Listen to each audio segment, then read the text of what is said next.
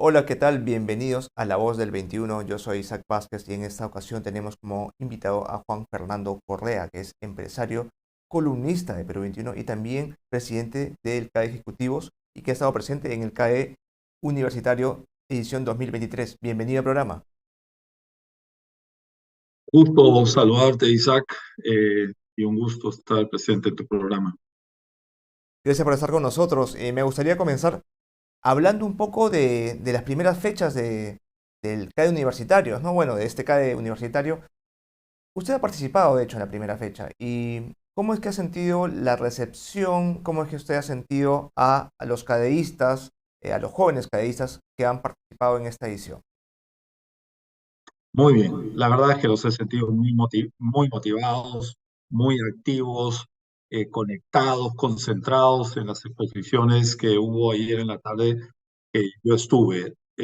Realmente muy bueno. La actitud, la voluntad, 500 jóvenes universitarios de distintas regiones del Perú. Yo diría que el país está totalmente representado, demostrando las ganas de sacar al país adelante. Y ahora cuando hablamos de los ejes de las reflexiones que se han dado, ¿no? En este CAE universitario, tenemos que hablar inevitablemente de la democracia, ¿no? Pero cuando hablamos también de la democracia y la abordamos con los jóvenes, ¿de qué forma es que en realidad se les debe invitar a reflexionar sobre la democracia y de qué forma es que se puede llegar a discutir sobre la importancia de la democracia para justamente los jóvenes, que son una generación que está prácticamente a un paso de comenzar a tomar también decisiones que van a influir directamente, ¿no? En el desarrollo del país? Bueno, ese fue un tema, yo diría, el eje de conversación el día de ayer, de altísimo nivel. Y el, el tema que entramos, uno de los temas que tocamos fue cómo fortalecer el Estado y la democracia. Porque, digamos, para tener un futuro, y eso es un poco uno de los mensajes más importantes que se les transmitió, que, y ese es un mensaje no solamente mío, sino en conjunto de los distintos expositores, fue decirles que podemos tener un Estado que no funciona, pero finalmente el Estado es la estructura creada por la sociedad y la sociedad somos nosotros. Entonces, todos necesitamos eh, participar de distintas maneras, pero participar para hacer que el Estado funcione y que la democracia funcione. Ujú. Y yo creo que ese es uno de los mensajes más importantes que les ha quedado a los jóvenes el día de ayer, ¿no? La importancia de que ellos visualicen que su rol no tiene que ser solamente su progreso personal, cosa que obviamente es importante, sino también eh, apostar por buscar una mejor, ¿ya? Mayor confianza, mayor acercamiento entre las instituciones y las personas y las empresas y el Estado, ¿no? Para lograr una estabilidad que nos permita ejercer una democracia que nos lleve a ser progreso. ¿Y cuál es el componente principal de la democracia desde su punto de vista? La participación ciudadana abierta y transparente, ¿no? O sea, porque, digamos, la política tiene una muy mala reputación, porque la política partidaria, la política de candidaturas, está muy asociada a grupos de corrupción, digamos, personas que han buscado sus intereses más que el bien del país. Pero finalmente, recordemos de dónde viene la palabra política, ¿no? Viene de polis, griego, es una expresión, una palabra que usaron los griegos para definir cómo organizaban su sociedad. El polis es el pueblo, la ciudad, pues, cómo organizaban la vida en la sociedad. Y organizar la vida en una sociedad requiere la participación de todos, no solamente de algunos. Y normalmente la política, por lo tanto, no solamente es un tema partidario, sino es un tema de estar activo en hacer que la sociedad funcione positivamente. Y ese es el mensaje más importante que les hemos dado, la necesidad de que visualicen una participación activa de cada uno en distintas situaciones, de distintas maneras, pero que no dejen asumiendo que alguien más se va a encargar de las cosas. Para que funcione el Estado todo, sino que Aprovechando también quizás las participaciones que se dieron en esta edición de CAE Universitario, por ejemplo, Cecilia Bácula comentó que desde su punto de vista la democracia debería ser un sistema que permita aniquilar la corrupción, ¿no? O que debía aniquilar la corrupción. ¿De qué forma en nuestra realidad, ¿no? En nuestro país, en la democracia, nuestra democracia puede aniquilar la corrupción o qué elementos necesitaría para poder aniquilar la corrupción? Bueno, ese es uno de los temas que tratamos directamente en la sesión que yo estuve junto con el Contralor General de la República, el señor Nelson Jack. eh, Tocamos precisamente el tema de luchar contra la corrupción. Y el mensaje, uno de los mensajes más importantes que les transmitimos es que no vamos a poder tener un futuro adecuado si es que no recuperamos la confianza. Y no va a haber recuperación de confianza. No operamos en un país y no vivimos en un país de la violencia, tranquilos de la seguridad ciudadana, de nuestra situación personal, pero también no podemos vivir en un país que hay tanta corrupción como la que conocemos, ¿no? Y entonces discutimos varias ideas, ¿no? Y desde el punto de vista empresarial, varias cosas que yo les transmití a los jóvenes es que hoy día la ley es tremendamente exigente, la ley ha evolucionado un montón. Ahora las empresas, antes no pasaba esto, pero desde hace varios años, las empresas ya pueden ser acusadas penalmente por delitos. Y eso les puede traer consecuencias graves. Y además los directivos, los funcionarios y los directores de las empresas pueden terminar en la cárcel. Entonces, en primer lugar, la ley es mucho más estricta y eso tiene que ser cumplido tremendamente por las empresas. Y hoy día el sector privado formal, las empresas más grandes, de cumplimiento normativo, las áreas de compliance, para crear una cultura interna con conflictos de interés, ¿no? Y eso tenemos que hacerlo crecer, por profundizar. Los gremios están expulsando a las empresas que no son adecuadas, ¿no? Que no cumplen con la ley, que entran a temas de corrupción. Y además, incluso desde el mundo, estamos tomando acciones como el Consejo Privado Anticorrupción, como la Asociación de Empresarios por la Integridad, que todos juntos estamos empujando desde el sector privado formal para que se cambie la manera de pensar al país y que no haya el, este, el que pone la plata para hacer los actos de corrupción, ¿no? Pero el mensaje que le transmitimos el señor Jack expresó básicamente lo mismo. Los dos le transmitimos que para atacar la corrupción no solamente basta algunos funcionarios íntegros en el Estado y algunas empresas íntegras que busquen eliminar la corrupción, sino que tiene que ser un tema de toda la sociedad. Y les dijimos, tienen que tener un rol fundamental. No podemos permitir que alguien le dé una plata porque se pasó la luz roja a un policía, o que una persona corrompa a un juez, o a un inspector municipal. No podemos permitir. Desde los cimientos más básicos de la sociedad y con la participación de los jóvenes, tenemos que asegurar que esas prácticas de corrupción chiquita, aparentemente, pero profundamente debilitadora de la sociedad, sean eliminadas. Presentación, ¿no? En su participación también en este CAE, mencionó que en los últimos años se habían dado algunos sucesos que pues podían haber generado que se genere cierta suspicacia, ¿no? Respecto al accionar de pronto de ciertas empresas, ¿no? Y que eso podía haber sido un mal ejemplo de cómo actuar para algunos jóvenes, pero que existe una serie de iniciativas también como respuesta para poder dar justamente, primero, una respuesta, para la redundancia, y dos, una señal clara de que el sector privado no está orientado hacia ese camino, sino por el contrario, está siguiendo una serie de prácticas que buscan justamente eliminar ese tipo de contextos y de situaciones. Y en ese sentido, ¿usted considera que parte de esas prácticas implica tratar de tomar acciones que generen un involucramiento de parte de los mismos colaboradores desde digamos, la base misma de cada empresa para garantizar ese tipo de buenas acciones que sean, digamos, que fortalezcan más las mismas estrategias de compliance, ¿no? Y de cumplimiento y de gobernanza que se tratan de reforzar desde, digamos, la alta gerencia? Digamos, esa sería una acción Sí, más a considerar. ¿Qué tan sí, importante es eso? sí.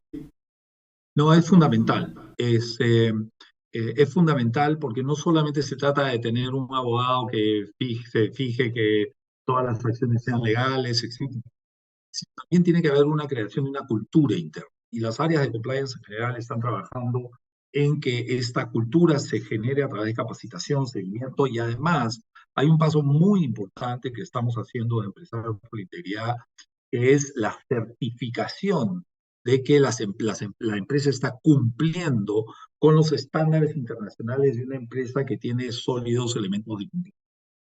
Y esa certificación pasa por, digamos, es una auditoría hecha por un externo que puede observar cómo las personas que tienen la interacción con un municipio, la interacción con cualquier tipo de autoridad, sigue los parámetros establecidos de cumplimiento, ¿no? Entonces, efectivamente, no solamente es una decisión de un directorio, este trabajo de compliance tiene que ir a toda la organización, a que se entienda que no podemos. Mira, en el caso del Grupo Falabella, hemos tenido situaciones en donde nos han venido, digamos, a movernos en tiendas, a decir que no estamos cumpliendo la tienda cuando sí la estamos cumpliendo, pero que en el fondo había una intención de que se entreguen dineros ilícitos. Yo les digo, hemos tenido casos en donde las tiendas han estado cerradas hasta un mes. No me importa pagarle a la gente su sueldo durante un mes, pero no voy a abrir una tienda si es que eso requiere hacer un pago indebido. Porque no lo voy a hacer de ninguna manera. Y eso mismo llega hasta la última persona de las compañías. Entonces, las organizaciones empresariales, las empresas grandes, están impulsando la adopción de prácticas sólidas de compliance. ¿Siente usted entonces que este aspecto respecto a tomar medidas claras, contundentes y al mismo tiempo integrales, ¿no? Y en conjunto desde el sector privado contra los actos de corrupción, deberían ser extendidas de cierta forma o ser presentes en lo que es el CAE Ejecutivos, en el sentido de que es la principal convención ¿no? del sector privado que se va a dar en unos meses, claro está, pero que de cierta forma está asociada de una u otra manera con lo que es el CAE universitario, en el sentido de que, vamos, es una misma iniciativa en su conjunto, ¿no? No sé cómo lo vea usted.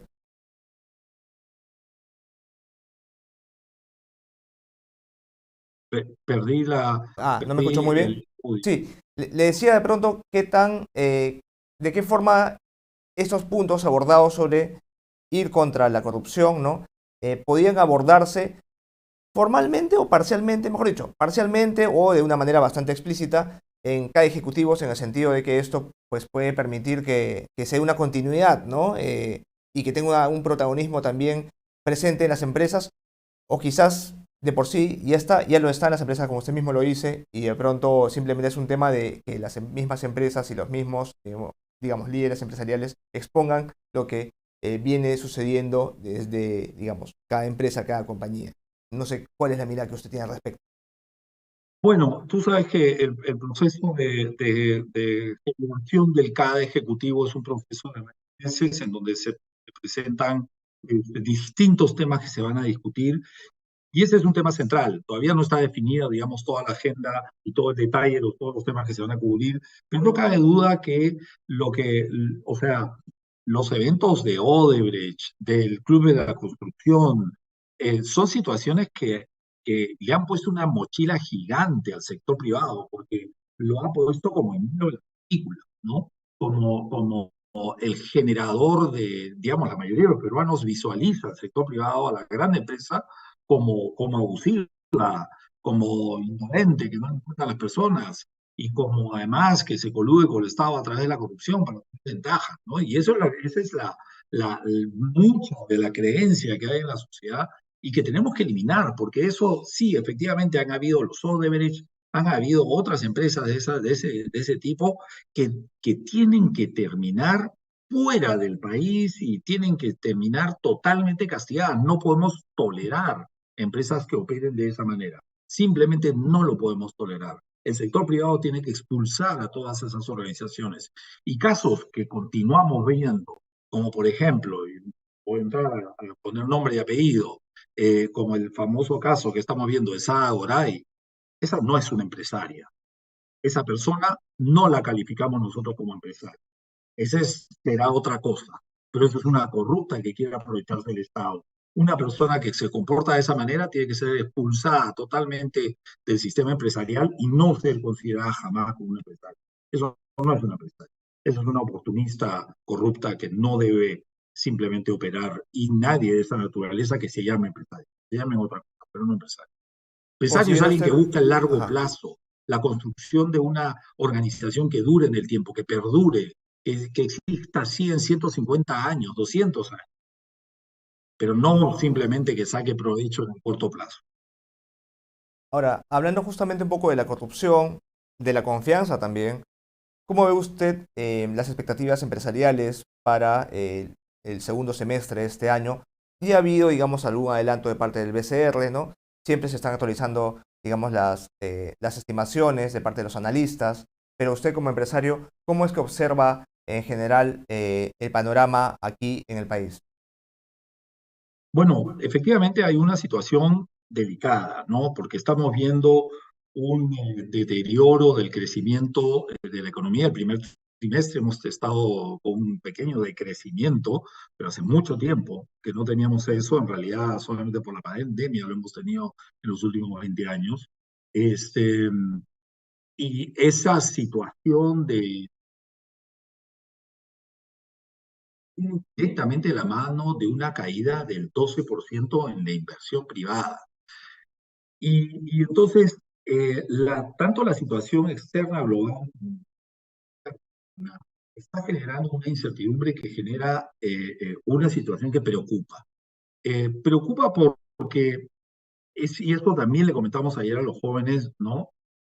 Todos tenemos que entender que sin inversión no hay crecimiento económico, cae el crecimiento económico. Y si cae el crecimiento económico, cae el empleo. Y si cae el empleo, hay más pobreza. Y si hay más pobreza, hay más inestabilidad política. Es un círculo vicioso. Y tenemos que salir de ese círculo vicioso a través de crear algo más de estabilidad, pero sobre todo demostrar desde el sector privado, esto es por lo menos lo que nosotros debemos impulsar, es esto, es que con más inversión sí vamos a tener más crecimiento, más empleo, menos pobreza, más estabilidad y sí podamos entrar en un círculo virtuoso, ¿no? Y para esto, por lo menos lo que nosotros visualizamos desde el sector privado, es que es demostrar que las personas sí nos importan, ¿no? Es que el sector privado sí paga impuestos. Mucha gente piensa que no paga, no, el sector privado sí paga impuestos. En el 2022 hemos pagado 70.000 millones de soles en impuestos y hemos recolectado para la SUNAT 65.000 millones adicionales en IGB, impuestos selectivos al consumo y todo lo demás. Entonces, por supuesto que el sector privado paga impuestos. Y además de eso, hace un montón de eventos para ayudar a cerrar la crisis. Pero son muchas iniciativas, muchas veces que no son vistas, no son conocidas. Hoy día tenemos que hacer conocidas las iniciativas para que las personas vean que el sector privado sí puede ser un agente importantísimo, fundamental para recuperar el crecimiento del país. Y tomando un comentario que usted hizo durante el CADE, también universitario, usted dijo que el hecho de que muchos municipios, ¿no? Muchos gobiernos locales a veces demoren mucho en entregar trámites, o el mismo ejecutivo demoren mucho en dar licencias, por ejemplo, son una muestra también de algo que hace falta cambiar, ¿no? En cuanto a buena gestión pública, ¿no? Dentro del mismo sector del Estado. Entre estos aspectos a mejorar, digamos, ¿usted también considera que debería darse una solución pronta a este tipo de acciones como cierres súbitos e inesperados de centros comerciales? ¿O cree que eso es algún tanto más aislado y que debería verse, digamos, de forma un poco más focalizada? No sé qué opinión le genera eso. Bueno, yo creo que, a ver, yo defino la situación del Estado peruano como un Estado fallido, un Estado que no cumple con sus obligaciones, que no entrega los servicios básicos de salud, de educación, de seguridad ciudadana, de infraestructura, agua, desagüe, etcétera. Para la mayoría de los peruanos sienten un estado de abandono con el Estado peruano, ¿no?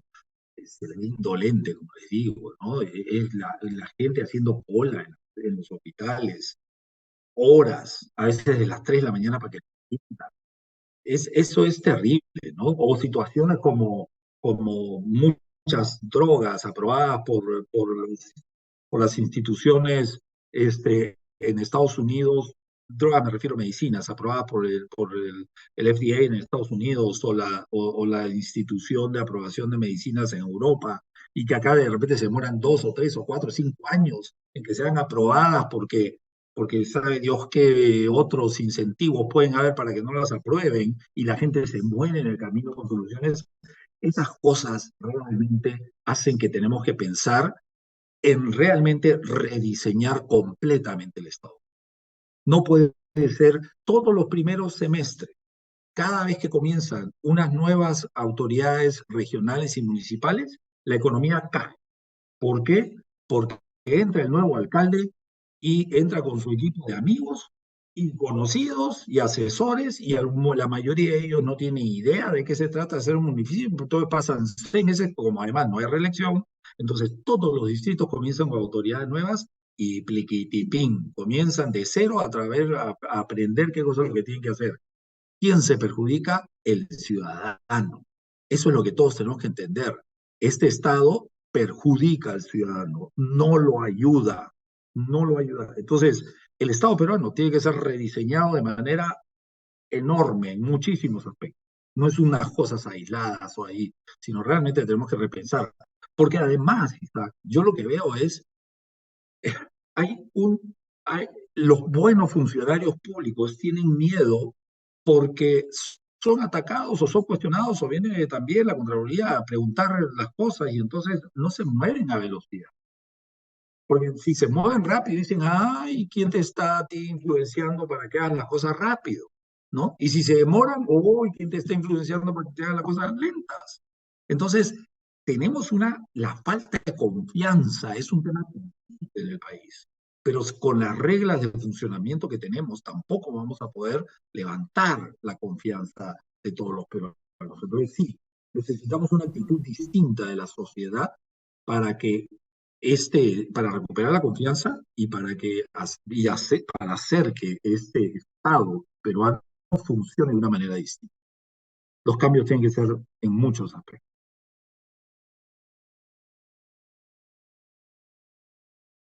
Informado, eh, jóvenes de 13 regiones, ¿no? Jóvenes líderes de 13 regiones. Y en ese contexto, eso nos lleva a preguntarnos, ¿no? Más allá de la aceptación que han tenido, la respuesta que ha habido, que usted ya nos ha comentado, también nos genera curiosidad sobre cómo está la expectativa de parte del el sector empresarial en general respecto al CAE que se va a desarrollar en el Cusco, ¿no? Está claro que hay un programa que se va a desarrollar, que se está definiendo, usted nos lo ha dicho, pero ¿cómo es que usted observa y siente la respuesta ya de forma un tanto anticipada entre los mismos empresarios y los cadeístas que usualmente van, pues, ¿no? O que iban a Paracas y que en esta ocasión van a tener que ir al Cusco. ¿Cómo siente ese ambiente usted? Mira, yo creo que está muy positivo el salir de Paracas y salir de Lima a las regiones es algo que no se ha hecho hace varios años y el equipo de IPAE planteó eso desde un principio. Cuando me invitó a la presidencia de CAE, yo le dije que compartía totalmente esa idea. Me parece muy importante salir de nuestros ambientes habituales, ir. No es la primera vez que vamos a ir al Valle Sagrado, ¿eh? No es la primera vez, ya hemos ido antes. A otras regiones ya hemos ido.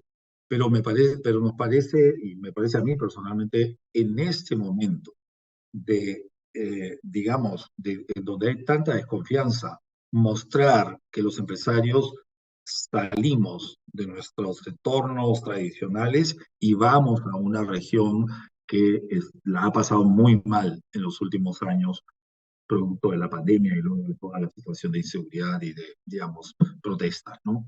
Entonces, estar en Cusco, una región tan emblemática, en el Valle Sagrado, una región tan especial, digamos, una provincia, Urubamba, tan especial, realmente nos motiva a todos a estar ahí, a estar presentes y acercarnos a las personas. Bien, señor Correa, le agradecemos por haber estado con nosotros en esta oportunidad. Muchas gracias, Isaac. Un gusto, como siempre, conversar con ustedes. Gracias. Esto ha sido todo por ahora. Síganos en nuestras redes sociales de Facebook, Twitter, Instagram, TikTok y YouTube. Será hasta una siguiente ocasión. Hasta luego.